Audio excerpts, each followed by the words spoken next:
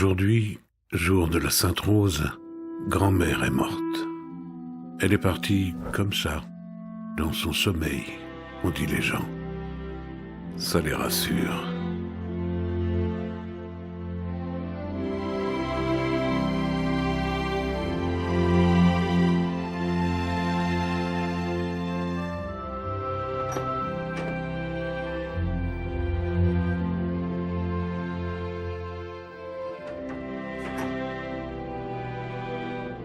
Grand-mère, c'était cette vieille dame un peu originale qui habitait le quartier depuis une éternité et qui répétait depuis des années qu'elle venait d'avoir 80 printemps. En passant devant chez elle, on pouvait la voir s'activer avec ses arrosoirs, son sécateur, ses innombrables pots et ses outils de jardinage.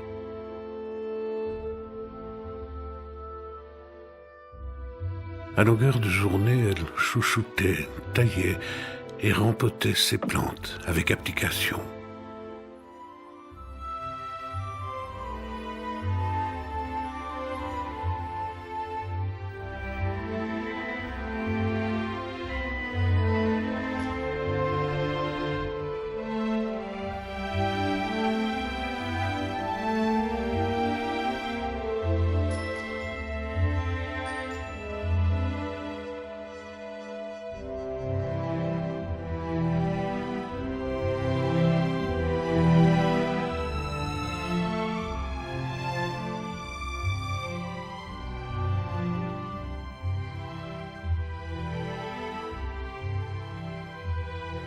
Si vous la croisiez, elle avait toujours un petit mot gentil à vous dire, ou bien une petite phrase à l'envolée. Vous ne saviez jamais vraiment quoi répondre. Vous souriez, et puis c'était grand-mère.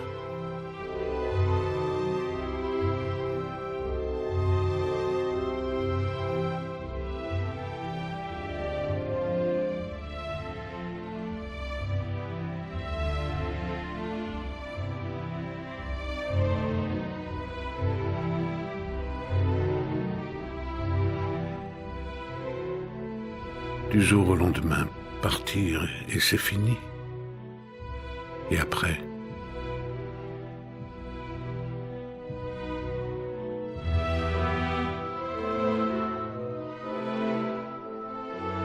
Entre voisins, on appelait parfois sa maison la maison du bonheur.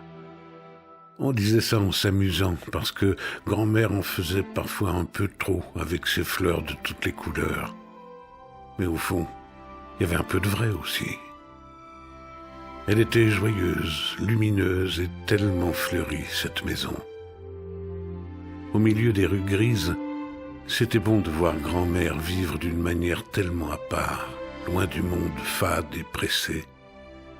Mais grand-mère n'est plus. Elle avait perdu son mari et son fils dans un accident de voiture. Elle ne s'était pas remariée. Elle n'avait plus de famille, elle était restée seule. Qu'avait-elle laissé alors? Une maison vide et des anonymes dont aucun ne la connaissait vraiment?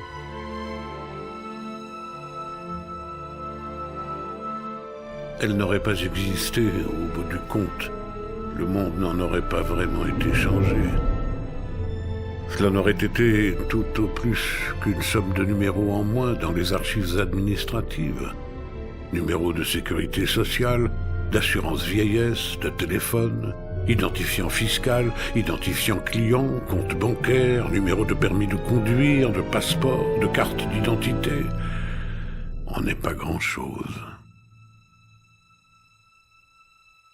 Certains regardent leurs enfants comme un prolongement de leur vie, une survivance intime dans la chair de leur chair.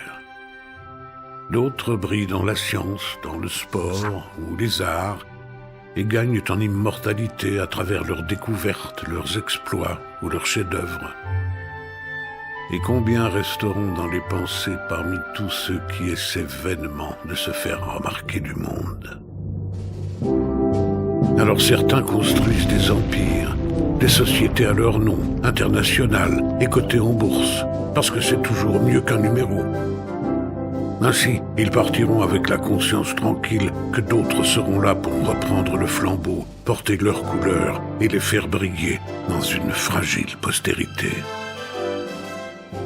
Obnubilés par cette quête incessante et obscène de la célébrité, du pouvoir et de la survivance, certains en oublient parfois de vivre leur véritable vie, traversent le présent en ne pensant qu'à l'après. Laisser une trace volontaire ou involontaire, aussi infime soit-elle, c'est d'une manière se convaincre que l'on a réussi à être utile.